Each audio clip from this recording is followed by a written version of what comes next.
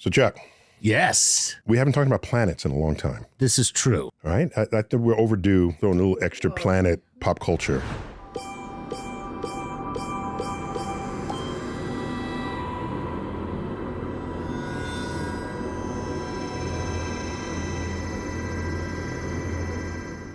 Can you recite the planets in order? In order? Yes. You mean like coming from Mercury? Okay. Right. And then Venus, Earth, right? And then Mars going out after that. That's the big one. That's Jupiter. And then you got Neptune behind Jupiter. No, you got Saturn. Oh, I'm sorry. How you going to leave out Saturn? Saturn.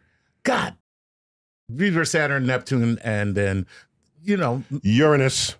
Right. Neptune. And, Uranus, Neptune, sorry. And then. No, and yeah. we're done at Neptune. Uranus, Neptune, and then. We're done. The planet count over the years has fluctuated. Yes. To the ancients, there were 7 planets. I will recite them for you. Okay. Mercury. Okay. Venus. Mars. Jupiter. Saturn. The sun. What? And the moon. All right. Now, I could see the moon being considered a planet because, it's like coming and going. Because the definition of planet has changed. In the day, planet was anything that moved against the background sky. Okay, so all the other stars are staying kind of where they are. Correct. And then what you they call have the these fixed little stars. Fixed stars. Then you got these little bodies that just kind of size didn't matter. Wander along. Size didn't matter. Okay. Brightness didn't matter. Did you move against the background stars? So any satellite. The Greek word for wanderer, because these are things that wandered among the background stars, is planetes. Planetes. Yes. That's very romantic. Yes. Planetes. That's where we get the word planet from. And the fact that they use the word wander is evidence they had no clue what was going on. Right, yeah. Okay. So 7 planets. It is not an accident that there's 7 days a week. Okay. Each day of the week is named for one of those 7 planets. Sunday. That's exactly. Sunday. Sunday is named after Sunday. The sun. The sun. Okay. How about Saturday? Sábado y gigante. No, Sábado is different. That's Spanish. Yes. Okay. Sábado is Sabbath. Oh, okay. So it has nothing to do with the planet. No, I'm talking about English, dude. Yeah, okay. So Saturday. Yeah, so Sunday. It's got to be Saturn. Sunday's the sun. And how about Moon Day? Well, there you go. Moon Day. Yeah, guess what Moon Day was named after? But now that works in Spanish because it's lunes. Lunes. All right, now what do you do with Tuesday? Now, where are you gonna get a planet? Now you got to do something impressive because you got to come up with a planet for Tuesday. I will. Okay, Planet Mars. Okay. Okay. So now, why are you trolling me? Okay. All right. So what? You just okay. So let's go back to the Romance languages. Okay. What do they call Tuesday? In the Romance language? Yeah. Lunes, martes. I know it in Spanish. Martes. Right. It's Mars. Right. Mars. Okay. All right. There you go. That's cool. So Tuesday doesn't sound like Mars, but there is a Norse god called Tuz. Tuz, yes. Right. And this is a god of war. Okay. It's kind of a wimpy name for the god of war. Stand down or Tuz.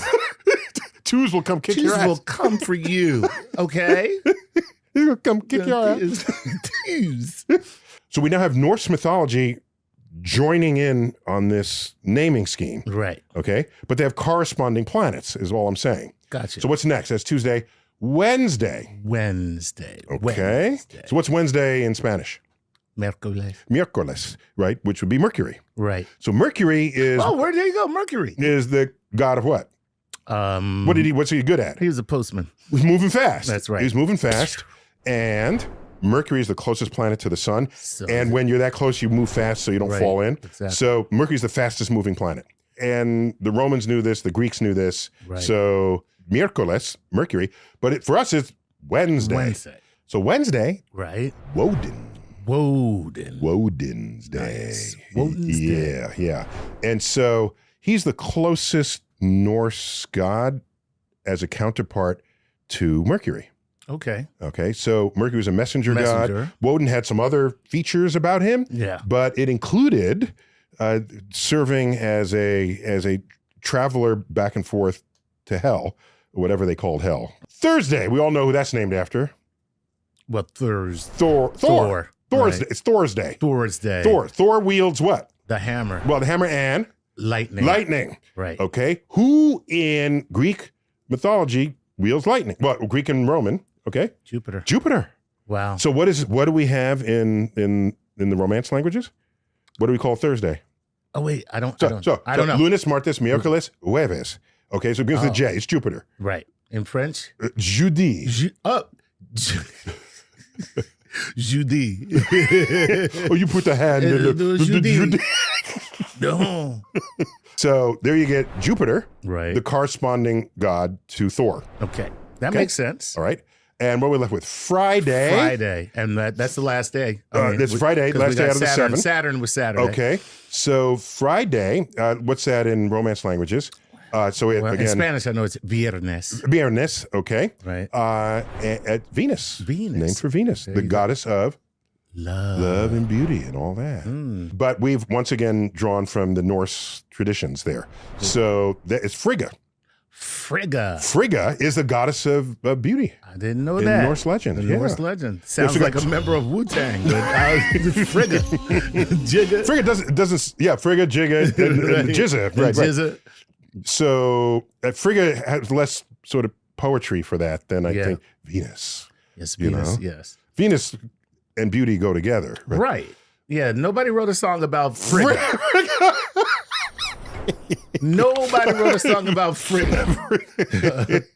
So we have this amalgam of words that track those 7 days of the week. Okay. And we borrowed from Norse.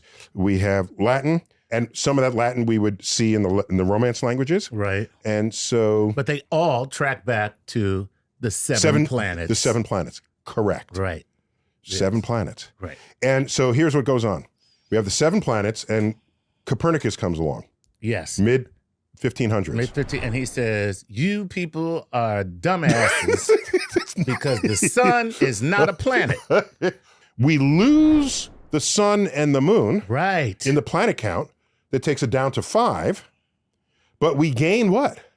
Wait, you're losing me. Before Copernicus, we had 7 planets. Right. All of them moved against the background stars. After Copernicus, we have 5. We have 5 because we lost the sun and the moon. Sun and the moon. Okay. Right. But we gain 1. Oh, us. Yes. Exactly. Well, of course, that makes sense. we gain 1. But only to find that we were the wanderer all along. So we went from 7 to 5 back up to 6. Right. And there it would remain until William Herschel discovers Planet George. Planet George. Yeah. Right. Named it after King George. King George. The George of the American Revolution, George. Oh, okay. That they were contemporaries. Yeah. Right. Yeah. And the rest of the world was going to have none of that. I'm sure. Yeah, Mercury, Venus, Earth, Mars, Jupiter, Saturn, and George. Yeah, we don't play that. Oh my God, I wish we had kept that. Planet George. Planet George. But that's a whole other conversation, other naming schemes. But I just wanted to catch you up on the days of the week. There you go. That was awesome. Days of the Week Explainer. There you go. All right. 7 planets. This has been StarTalk. Yet another explainer. There's a lot out there that needs explaining. I love every minute of it. All right. As always, keep looking up.